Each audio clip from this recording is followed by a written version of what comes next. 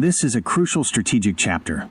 It transitions the reader from the localized terror of the Russian parlor to the global, interconnected web of Confuciuso's operation, following the path of the stolen energy and influence. This chapter will serve as the global threat assessment, detailing how the witchcraft in Omsk finances and spiritually sustains the covens across Europe and the Americas, culminating in the major nodes of London, Miami, and Bogota. Fight for the children. Save the race. Chapter 5. The Global Web, from Omsk to Bogota. The terror ring was global, and the $120 billion loss, the direct cost of the confessions, was merely a dent in a network that stretched across continents. The power usurped by Confucius' witches in the Russian parlor, the energy stolen through the post, was routed to fuel the witchcraft hubs of the modern world.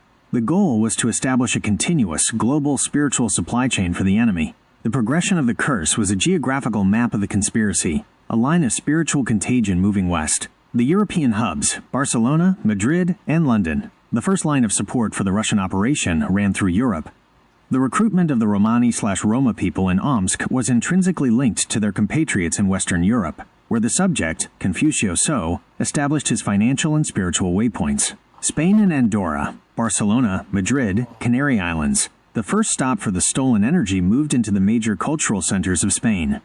In places like the Canary Islands, Tenerife, the history of covens and the belief in witch vampires, women who would suck the blood of newborns, provided a historical precedent that Confucius' modern system merely streamlined and digitized.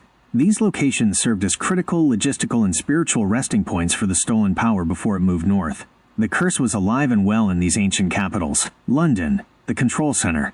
London was not merely a financial hub, but the true spiritual control center for the European operations outside of Russia.